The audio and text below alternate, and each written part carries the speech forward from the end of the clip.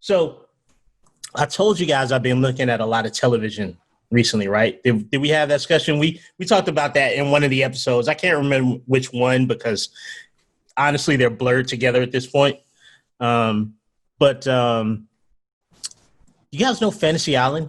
Anybody so for the podcast listeners out there, I'm the old guy on the podcast, as if you couldn't tell.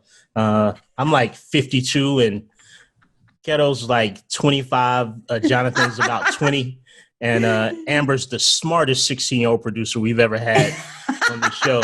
She's just we've gone through a lot of 16-year-old. Yeah. She's a teenage witch. She's the Doogie Howser of podcast producers. Just skilled. She's graduated from podcast school like 2 years early. In any case, so I'm watching the Fantasy Island. Now, some of the podcast listeners out there, one of the three of you out there listening, probably familiar with Fantasy Island. But I'm noticing when I'm going back to watch these old shows, like when I referenced Scooby-Doo in one of our podcasts. It's out now. You've probably heard it. But you know how it's the same plot. And I talked about the Lifetime movies, right? Same plot. Yep. Same thing with Fantasy Island.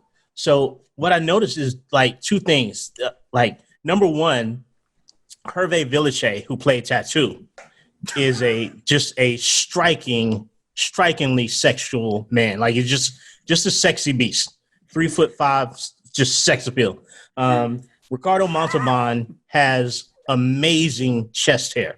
Those are the first two observations from Fantasy Island. But that little guy was so excited about that plane every episode. It's like they didn't have a recurring trip from people coming to Fantasy Island. Just imagine your local stewardess just out on the runway on the tarmac yelling over and over, the plane, boss, the plane. Like he was excited every time. But it was always some foreshadowing in that show. I didn't realize how dark it was because I was like a kid when it came out. So here's how, and for the people that are listening that have seen it, you know what I'm saying? So it would always happen like this. Like they would land a little seaplane, they go to the dock, and they give, they have the lei, and they put the lei over the people's neck, whatever. And Tattoo would ask Mr. Rourke, because that was his name, Mr. Rourke. He would ask him about, the person that just landed.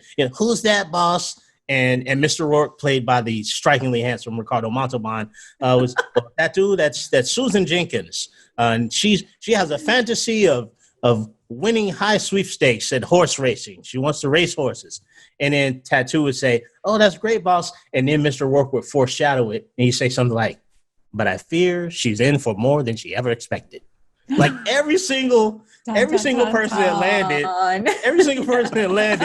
like they had this fantasy, and they would tell you how much gloom was in the future. She wants to fall in love, Tattoo, but I'm probably certain that love won't fall for her. Like come on, dude! Like you ruined everything. He was really the first incarnation that he was like a Latino Debbie Downer, Mr. Rourke. But again, the chest hair was phenomenal. The man, he must have had some white rain in that chest hair because it was amazing. Some Aquanet. He had Aquanet on his chest. But apparently this is podcast number 7 out of a million. I don't know how we all got roped into this cycle of hell that we're experiencing right now. But I feel like we need a little salvation. And if you need a little salvation, you can head on over to PT Distinction. Talk about salvation. PT Distinction, whether it's assessments, whether it's training programs, coaching videos, communications, habit tracking, marketing, payments, all of it and more, all in one place with PT Distinction. Go over and get a little taste of that, man. Build your own fantasy through PT Distinction. No foreshadowing. Hop on over to onlinetrainer.com/PTD. We got a deal over there, a fantasy. We got a real life fantasy. I just realized Jonathan Goodman is the Mr. Rourke of this podcast, Fantasy Island. Amazing. And I see a bit of chest hair peeking out of the V-neck. There's no chest hair. There's several pieces of chest. Anyway, there actually is. You want to know why? Are you a manscaper? No, there's basically no body hair. See, I've got 2 brothers, and They're going to hate me for this. They won't listen. There's no way that they'll listen. They stopped paying attention to anything I was doing years ago. But both of my brothers have chest and shoulder and back hair and not hair on their head. And I somehow have hair on my head and like no chest hair. But when I'm working out a lot, I guess it's like excess testosterone or something, I start growing chest hair. Really? The funniest thing. It's legit. Yeah, man. Every single time I'm in a phase where I'm working out more, Allison just looks at me and she's just like, oh, you've been lifting weights again. I was like, how could you tell? She's just like, I think you need a comb. But I don't. Like, I don't have any chest hair now because I'm jogging. I've been with him to Dominican, so I can totally confirm that's true. There is no chest hair. Oh, that's not going to start any rumors at all. Oh my God. With your family, your wife was there, Molly Galbraith was there, a bunch of people. Girls, Tell us more again, about that folks. trip, Carol. Off the rails again. Whatever, in any case, whatever happened with you on that trip? Advertisements. What else? In any case, What else are we talking about? I'll finish the ads for you. 60 days. 60 days of no cost enrollment for PT distinction. Jonathan Goodman and his hairless chest wisdom has worked out a deal where you get 60 days introductory, no cost to you. In addition to that, on top of that, but when they go to PT distinction, they will get more than they bargained for. More than. Thank you, Mr. Rourke. The plane, boss. So it's foreshadowing. Online trainer, onlinetrainer.com/academy. Go to the Online Trainer Academy. Sign up for that. It's a best certification. Cool. Done. John said I need to condense the ads, guys. So I've talked too much because my time's up. Oh, they also give you 50 free text messages for accountability. Hello, my name is Jonathan Goodman, and welcome to the Online Trainer Show. Today is episode 7, and our topic is extremely long. It is, let me see if I can do this in one breath. Create magical client experiences to create retention and promote your business. What? Thanks for being here. Hope that you enjoy the show. This is the Online Trainer Show. Trainer Show. Trainer Show. This is the Online Trainer Show. We shouldn't have a podcast. So here we are. We're back. Episode 7. Oh, that's lucky, right? Lucky number 7. And that's supposed to be lucky. You are. Yeah, well, I guess. Lucky 7th in a stretch. Lucky number 7. 8 if you're Asian. We can just like find a different culture that's lucky for every number, and just say every episode is lucky. Well, yeah, pretty much. So I'm Ren Jones. You guys probably know that by now. If you tolerated it to this point, you deserve some information. We got some information coming, but we've also got fabulous other hosts here. You've hit the hosting jackpot here at the Online Trainer Show. We've got Jonathan Goodman, who you've heard from briefly. We'll let him talk later. We really don't even need to introduce him. And not because he's one of those people that needs no introduction. We just don't want to introduce him. But let's introduce the fairest of them all on this podcast. Our resident angel, our in the field correspondent. Yes, that's me. I look forward to your introduction of me every week. Yeah, it's something new and random. Yeah. Uplifting. Speaking of in the field, there's a lot of farmers' fields and things around where Carolina lives, very Ontario, very far away. True. What did we discover last week, Ren, about Carolina? Oh, there was big news. I mean, I'm in a pickle here because I don't know if this was on air or off air discovery. me too. I'm like, what are we going to discuss? We spoke about this via Facebook Messenger. I sent you at the minute that I found out. It was a very it wasn't really that big of a deal. It was. If you think about the stretch of the galaxy, Jonathan, there's been a Jedi Order for many, many years. Starting, of course, with Master Yoda, and moving right into Keto's boyfriend, the Jedi Mayor. Yes. Which is absolutely normal to me. absolutely any- normal for a mayor's Instagram account to be Jedi Mayor. That's Jedi- his Jedi Mayor. handle. Yes, he's I don't. A Star Wars So fan. this I is am the big a news. Star Wars Is fan. the Jedi Mayor? Yes, that's true. The That's boyfriend, his the handle. mayor. Yep. He told the world. He made it public. Oh, Last yeah, week. he made it official. Official. Right? Official. Like it's official because it already was official, but now it's on Instagram. So it's like extra official. Yes. Right? It's a big deal.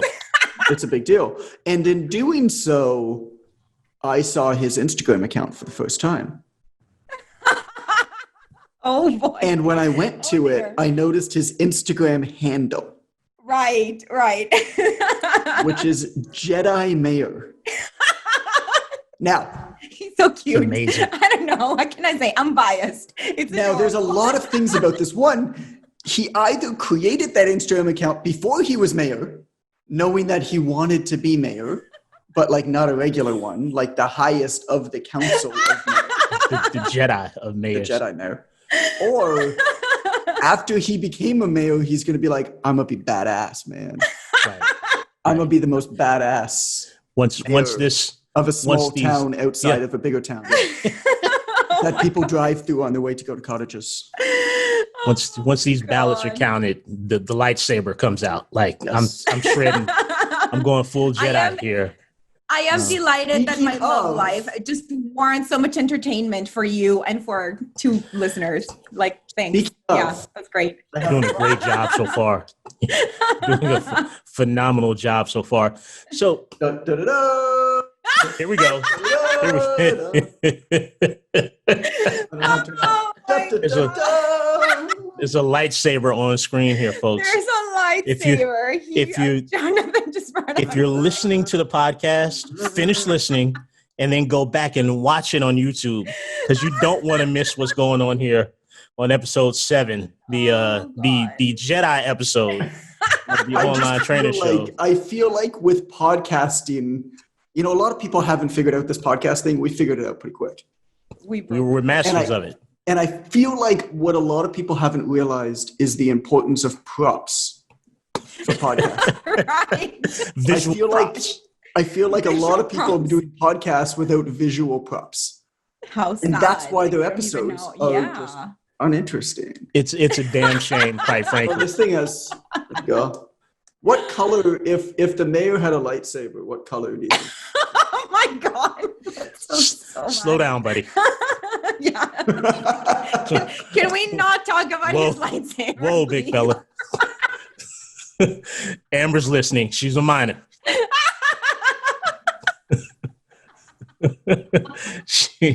We had to get her to sign. We had to get her parents to sign a waiver as it is, John. They're not gonna let her work here any longer if we keep talking about Mayor's lightsaber. There's no waivers. It's time for some Jedi mind tricks. I don't even know how to turn this off. This isn't the podcast you're looking for. Oh man. Oh. You want to know how I know that we suck at podcasting? Oh, God. We just did Why a gave like it a away? 4-minute bit that used visual aids.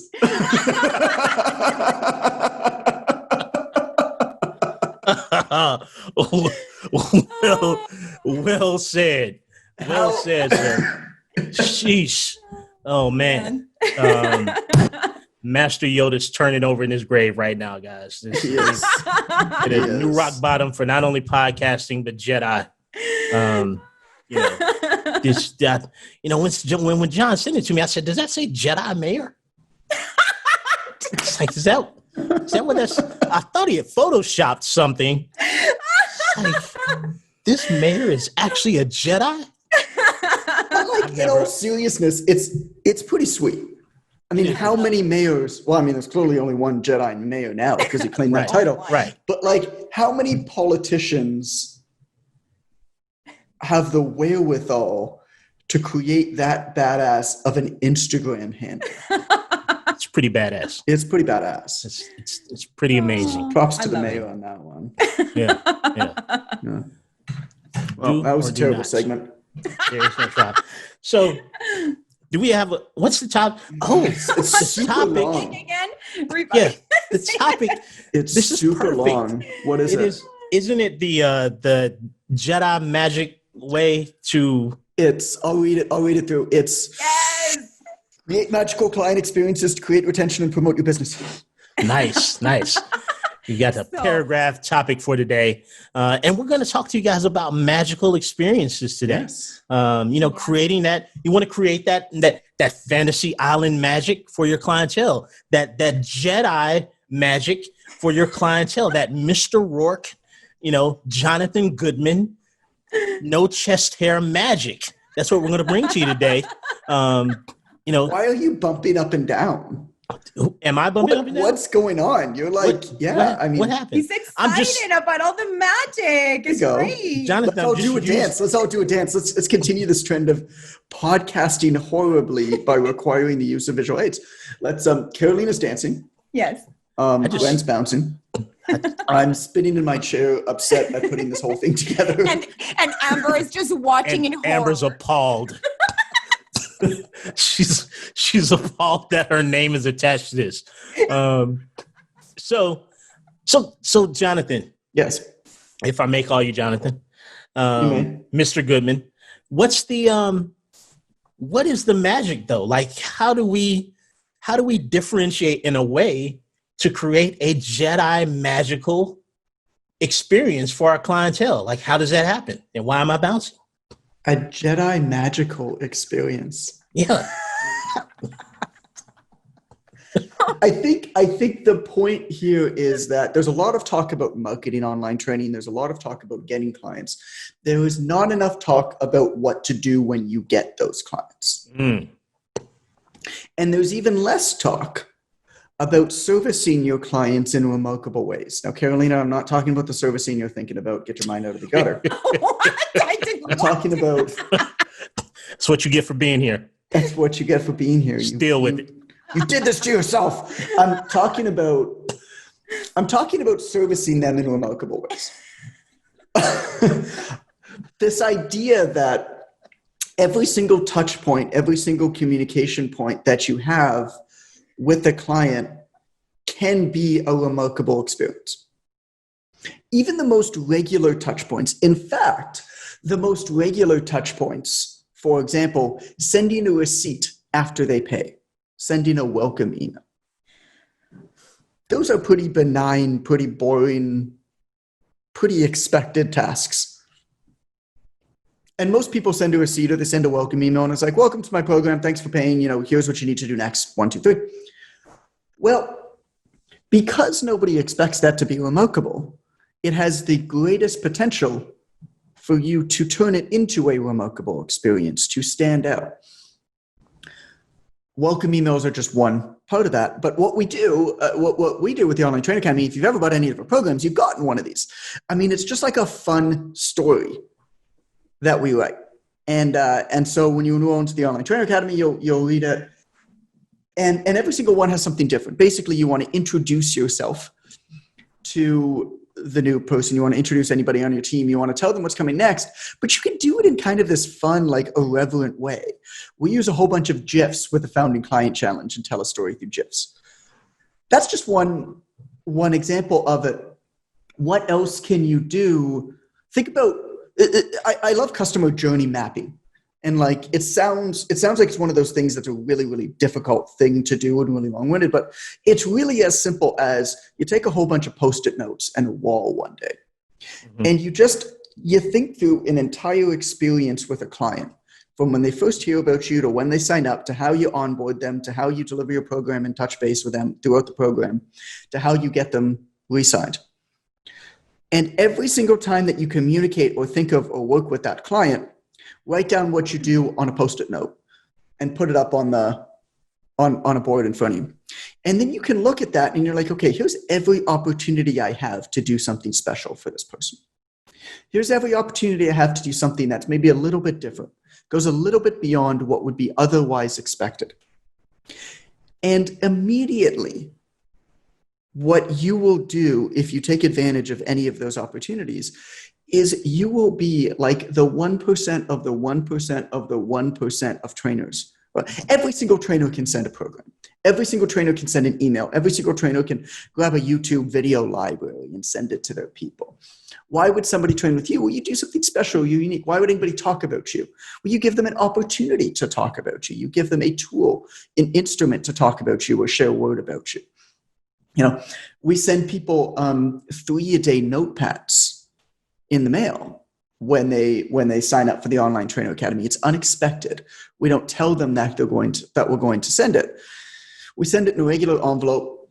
It's a notepad, comes in a red envelope, and it's just based on this. I think it's a Jim Collins, might be a Jim Rohn thing, but I think it's a Jim Collins thing. If you have more than 3 priorities in a day, you have none at all. And what we found is that generally around the 2 to 3 week point, initial motivation wanes when somebody signs up for anything. By the way, this isn't just the Online Trainer Academy. Around 2 to 3 weeks, like motivation wanes, right? And that's when people fall off. And so what we do is we try to make sure that this arrives to them 2 to 3 weeks after they purchase. So it's a surprise in the mail. They know that we're thinking about them. And it allows them to realign their priorities. And those 3 priorities don't have to have anything to do with online training. But what you do is you sit down the night before and you just write out on this little notepad, what are the 3 things I need to accomplish tomorrow? Because I believe that you're allowed to suck 930 minutes of every single day. Most people are awake in and around 960 minutes. You're allowed to suck 930 minutes of every single day. But you have to be great for 30 minutes. And if you can put in 30 minutes of strong, proactive work on your business every single day, that 30 minutes is more than enough to push you forward over time in ways that most others won't. Because I think all of us, I mean, myself included, when I get into ruts, and I certainly get into ruts too, we look back on a week, we're like, man, I got nothing done. I was responding to people all week. I was just keeping things afloat. And that's fine. There are some weeks that are busy. I mean, don't let that knock you down.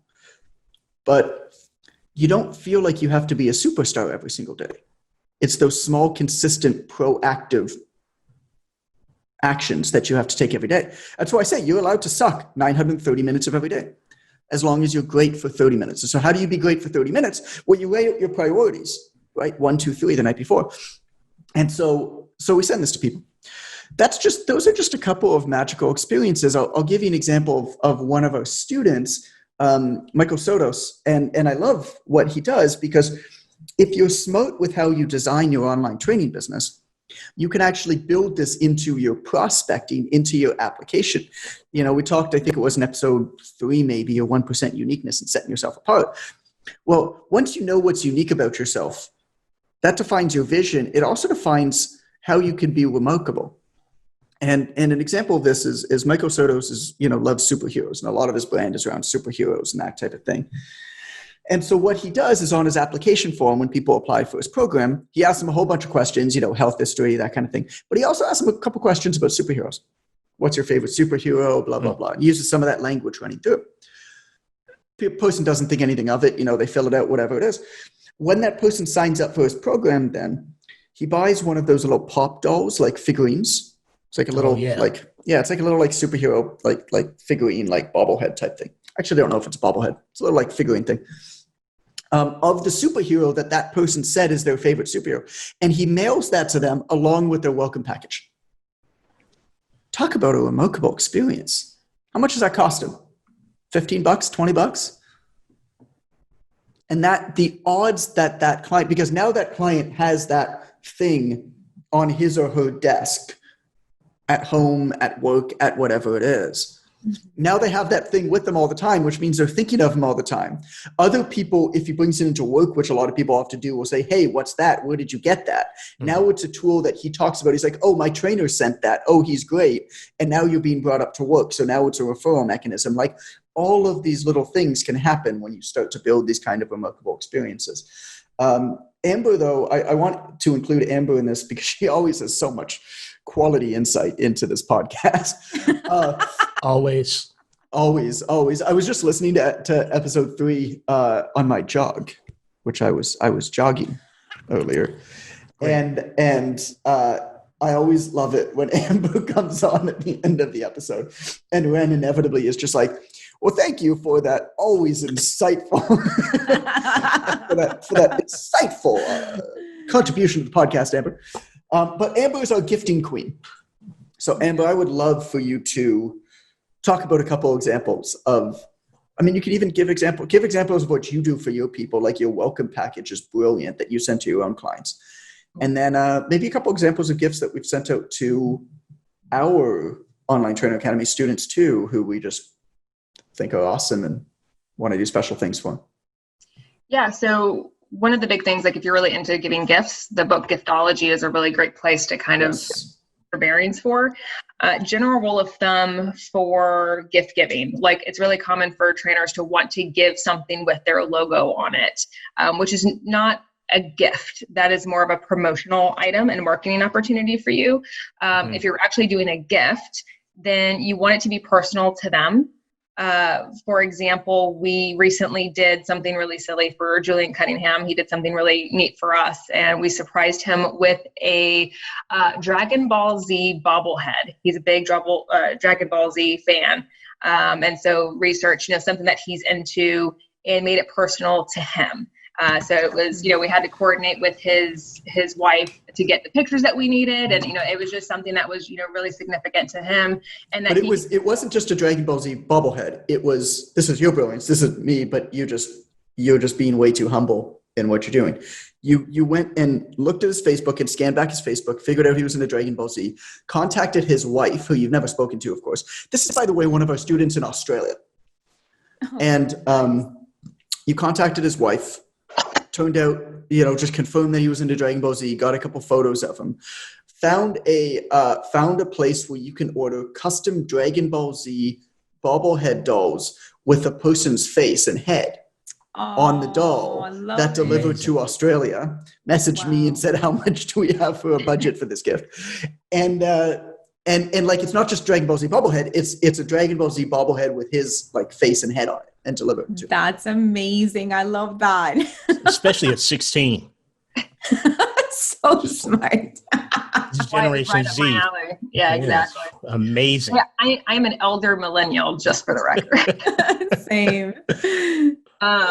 But it was, something that's personable, and then also something that is going to be seen, right? So I think John at one point has talked about the story about like a Cutco knife. It's something that gets used consistently, and it provides an opportunity for that client to share the story of their relationship with you. So something that can be seen and used, fairly regularly is great. Preferably something that's not consumable or a one-time experience type item. So wine, if they're collectors and you buy something that they're going to get to keep, maybe, but wine, massages, stuff like that tend not to be great gifts. It's thoughtful in the moment, but it doesn't last. So the return on investment for your time and money isn't as good as it could be. And then you want best in class. And best in class, exactly. So if you have $50 to spend, a $50 watch, maybe not so much, but a $50 custom water bottle, huge, makes a big difference. And if you give somebody the best, like there's a lot of things that people use every single day or often, and they often don't have good versions of that thing, as Amber takes a swig from her like cheap throwaway water bottle, right? Even though she has an Online Trainer Academy water bottle. Mine was stolen. That's why. Sacrilege, blasphemy. One of these beautiful things. Again, that's a physical props on a podcast. I use mine every day. That's a promotional item, though, not a gift. It is a promotional item. That's true. So but the idea of best in class is, what are things that people use all the time, ideally in places where there might be other of your potential customers? So like a water bottle or something people use in a gym. And can you give them something relatively cheaply that's best in class? So like a really high quality coffee mug, for example, like a really beautiful heavy stone coffee mug. It's like $25, and it's going to be the best coffee mug, and that person's going to drink their coffee every single day in it. Right. Water bottle is great. I like stickers. I like really, really high quality stickers. Amber's a fan of those too. And so what are those things for your people? And it's way cheaper. It's way cheaper. You can get somebody a gift for $30 or $40 instead of a $100 gift card, and they'll like it more and they'll use it more and they'll do more for you. Where does a fine Casio digital watch rank in that pantheon of gift giving? Out of curiosity. Well, I mean, Casio, a $20 Casio watch is the best watch you could ever own. It's this weird phenomenon with watches where everybody likes to show off that they have expensive watches, which basically shows off their ignorance to me. Because really, this watch that I own, this Casio watch, $20, it can go. That's beautiful. Oh, you got a fancy one though. I'm ignorant, so it matches. But it's not. I actually shouldn't say that. It's not ignorance. It's not ignorance at all. Some people really like watches, which is totally Speak cool. for the other people, John. I'm pretty sure I'm quite ignorant. But it's this idea that I just really think it's funny. You know, all these like business coaches are like showing off their expensive things, and I'm so proud that I'm like, nah, this is my watch. I feel like it says a lot. I will probably one day start figuring out how to make custom Casio watches. And give them out. I tried emailing the company at one point. I didn't hear back, but I feel like I'm going to do that at one point. And talk about your welcome package. I feel like people would really love to hear that, because I think when a new client signs up with you, it's such a great opportunity to wow them. And just like emailing a PDF is fine, but there's a real opportunity to wow a client, to show a client that you're different when they first sign up. And I think that opportunity is missed, and also showcase your personality. And I think that opportunity is really missed. And I think you do something really, really great with your welcome package. You cool sharing it? Yeah, absolutely. So a big part of that is, especially when you're selling a high ticket item. So L2, this is a big part of, what we do too, is that preventing that kind of fear of, oh crap, what did I just spend money on? And trying to reinforce that they've made a good decision by deciding to work with you. So what I do is I have I print out in really nice cardstock a copy of the welcome packet, and it's put into a presentation file. They also get their first homework assignment. So I have a company that I buy bracelets from called Zox, and they have like these really great artist pieces. So it's really pretty on the one side, and on the inside it says you are blank. So one of their first homework assignments that they get is the bracelet, and they're supposed to put in their 1 or 2 word affirmation and post it in the Facebook group. So they get that bracelet with their first homework assignment. They also get a body tape measure, because chances are they don't have one, or at least not a good one. And then they get a tank top, and then it all gets wrapped into a nice custom packaging that I do, and then I overnight ship it to them. So it just helps prevent kind of that fallout of feeling, oh, I've spent a lot of money, but it also is a nice surprise and delight that I've done something really nice for them. And I think at the end of the day, by the time I ship it, it's maybe $30. So it's not too bad. Amazing. And think about what I particularly love about that. I mean, all of the pieces that you put together are so thoughtful, and it gets them going on their journey. But also the way that you send it makes such a big difference. The difference between an email, like the difference between a Facebook DM and an email and a letter and an overnight FedEx package with the exact same information, exact same PDF. And if you send that FedEx package on thicker cardstock on fancy paper, again, that's one level higher. Yeah. The difference, those little things, this is what we talk about remarkable experiences. It often doesn't take a lot. What I'm constantly looking for in business and in life, to be honest, is trying to get any kind of an edge. And the way to do that is to always look for things that have disproportionately positive results for time and money invested.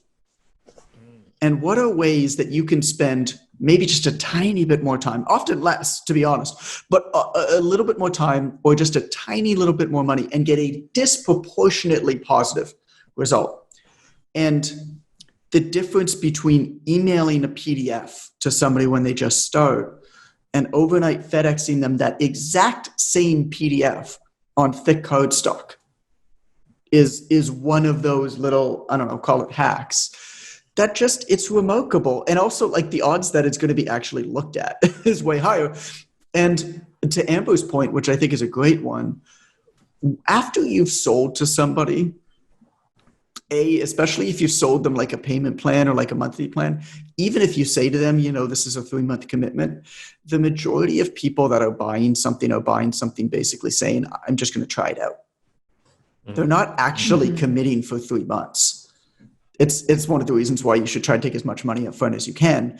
But also, buyer's remorse is a real thing. And a lot of the time, your job when you first start working with somebody is to help them take at least one positive step in the right direction. Once you are able to facilitate with them one step forward, the odds that they're going to stick go way up. One step, that's all it takes. But if you mail them or email them a PDF and say, here are the steps to log into my software and blah, blah, blah, blah, blah, blah, blah, all of a sudden now the barrier to get started and make that one step are really, really high. So even if you do email, you don't necessarily need to mail. But even if you do email, can you send them something immediately that gets them one win right away? Yeah. I love what Amber does where she mails that. I think that's brilliant. And I think, wearing a bracelet that has that they fill it in, that they look at all the time, brilliant. But That's amazing. You don't necessarily need to set that up. And we'll link that, Amber, in the show notes. That whole package. I think it'd be really cool for people to see that. But don't think that you need to copy it. Just understand the reason behind it. Understand that when somebody signs up with you, they are not committing to you the way that you think that they're probably committing to you. They're testing it out. And you might think that your marketing job stops when somebody signs up with you. It's actually when it starts. And that's maybe the mindset shift that we want you to make today. Wow. That's just amazing. That went way better than I thought it was going to. Yeah. That was, it was a long topic, and sure, I'm like, we're going to go off the rails in 3 minutes on this thing, but you guys really pulled it together. I'm so surprised. Amber pulled it together. Amber did that, man. I was fumbling at the beginning of mine. I was not prepared, as I'm often not. I was not prepared for my little spiel, which I guess I give spiels in these podcasts. We didn't really talk about that, but I do. It was pretty bad. It started rough. And Amber really pulled that together. Amber really, your contribution to the podcast was Amber. Can I take a second and go to our in the field correspondent, Catalina? Quiet. Because, I've been listening. We've suppressed her for most of the podcast, which of course was the goal. That's right off the bat. The three of us talked about it before we started, and like, how can we get? What ways can we come up with to gang up on me? That's fine. It's because she's always late logging on. Basically. Stop it! We record the podcast 5 minutes late, and then I'm muted. I log on and I'm muted for the longest time. I'm like, why is nobody answering my question? I'm muted. This whole podcast is just a series of microaggressions towards Catalina Belmares. That's what it is. I don't get paid enough. I don't look at the lightsaber. Who does? Jonathan's got his lightsaber back out. So seriously though, thank you for calling on my name, because I actually have something to add to the topic. And that brilliant. Is, yes, actually, because this ties in perfectly with one of my favorite books, The Power of Moments. Nice. by the brothers Heath. Chip and Dan Heath. Yet another visual aid on an audio production. Go watch it on YouTube. I'm holding it right here. The Power of Moments, Why Certain Experiences Have Extraordinary Impact. And basically the entire book talks about this. Like, there are key processes in a company in which you can make a ton of difference for your clients, for your employees. You can really garner like so many different emotions if you know when and how to maximize this this value, essentially, of delighting people when they don't expect it. And so there's an entire science behind it. There's tons of examples, and that's why I love it, because it's very practical and it teaches with real life situations how to get it done on a very small scale in your family, in your home business, to massive corporations. So it's wonderful. Yeah, that's actually a good point. It's not just business, right? It's family too. Think about the difference. I use this example a lot. The difference between giving your loved one flowers on Valentine's Day versus a random Tuesday in April. Exactly. It's the exact same action. You are big on not messaging people on their birthdays because you're like, that's when everybody messages them, right? No, Like not anymore. I think messaging people on their birthdays on Facebook is the stupidest thing. I mean, you could message them. I don't think it's stupid. I don't think it's stupid. You could message them on a birthday, but know that it's going to be ignored and you probably waste your time. Why would you wait to reach out to somebody that you want to connect with, that you want to talk to, that you want to wish well? Why would you wait until the one moment when they are getting the most messages from the most amount of people to do that outreach? Why would you not just randomly just send a message to them like any day being like, yo, what's up? I think you're awesome. Yeah. I mean, what I actually do is I have a system where I send birthday cards to people in the mail. And it's actually, I do it with my professional contacts. But basically, I use a online calendar called postable.com, and you upload everybody's address in there. And so I'll just reach out to my professional network and I'll just say, hey, what's your mailing address? And basically, everybody will give you it. But even if they don't, you can actually just sign up for their email list. And at the bottom of their email, there's always an address because they have to. And it's often not their home address, but like they'll get it. Like, oh, this is our office address, right? Right. And they'll get it. And so you can enter that in Postable, and then you go to Facebook, and everybody's got their birthday listed in Facebook. So you just go to Facebook to their about, everybody's got their birthday listed. You put this all into Postable, and then upload a photo, write a card for everybody that mail merges their name in it. And the card that I write for everybody is just simply like, hey, it was great to get to know you, but this year, I can't wait to get to know you even better next year. You're awesome. Have a great birthday. Something like that, right?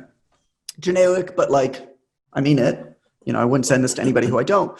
And then what you do is you check out once for everybody on that list. So last year, I think there was like 185 people. And the system, I think, cost me like $500 total. And the system then sends every single person a birthday card on their birthday in the mail, in the physical mail. And so it prints the card, it puts their name in it, it puts the stamp on it, it sends the address and stuff like that. It's brilliant. Wow. When's the last time you got a birthday card in the mail from anybody? So that's an example. The one that you sent me last year. That was the last time. Yeah, I was about to say the one that I got from Jonathan Goodman. The one you sent me last year. Yeah. And so I'll just like randomly get a message all of the time, and people are like, oh my God, thank you so much for the birthday card. It meant so much to me. I was like, yeah, I remember your birthday. But I mean, the truth of the matter is, like, I really do care. I mean, we talk about this a lot. We're going to talk more and more on the podcast. Like, the goal of technology, the goal of automation is not to eliminate yourself. It's not to not work. Mm-hmm.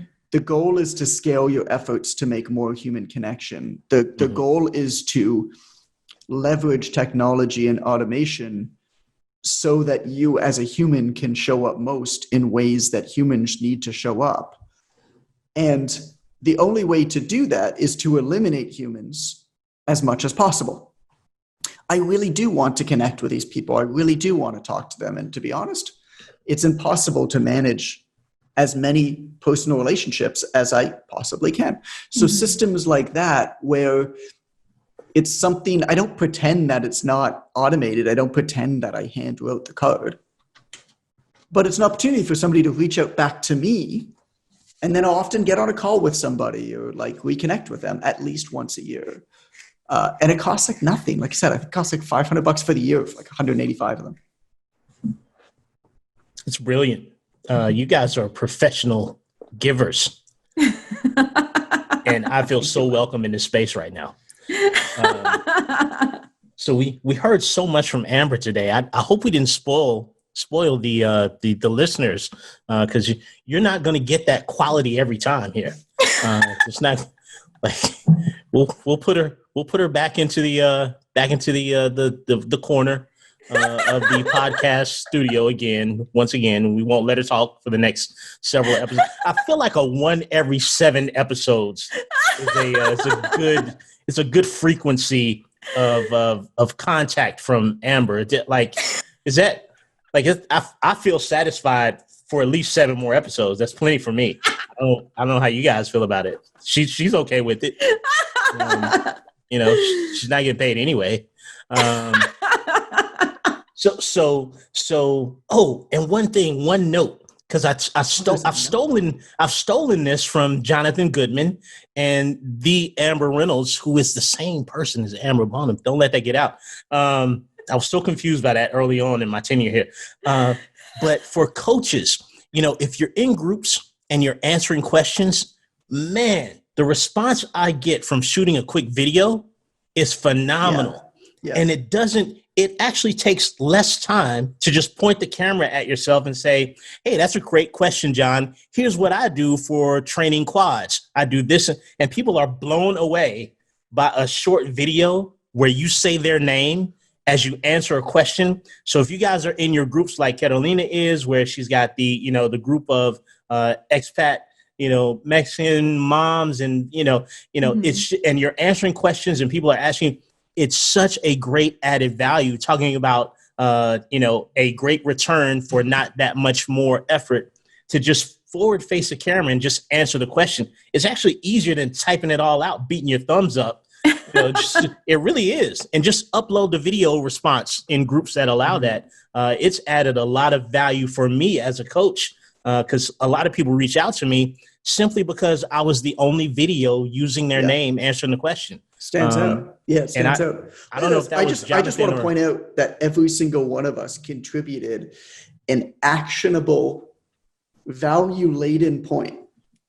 I feel like this episode skewed a little bit too far on the value. On value, yeah.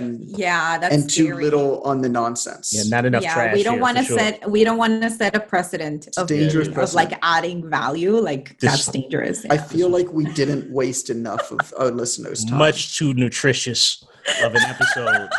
What do you think, Amber? Should we go back to wasting people's time that listen to this next time? Well, I don't know. Maybe every 7 episodes we give them a little extra.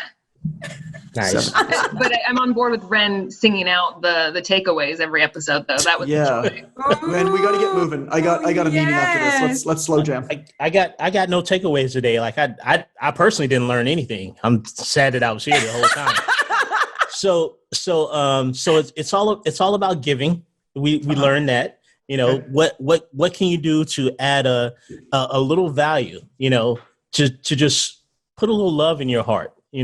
And in the hearts of your clients, connect with people the best way that you can, offer them something that feels like making sweet love, the kind of love between a man and a woman or an owner and a pet, kind of love. What? Oh my God. That went sideways real quick. You guys not love your pets? That was not what I Man and a woman, an owner and a pet, the kind of love that I have for Cheetos. For PTD and OTA ad spots. Yeah, I guess. So we've got show notes to this thing. God, who has to write the show notes? I feel so sorry. Is that you, Amber? Do you have to do the show notes after this train wreck? Oh, thank God. So we've got show notes. You can find those at onlinetrainer.com/podcast. Like and subscribe and follow and leave a review. We notice it. We appreciate it. We're amazed that people have actually listened to it. We might read your review.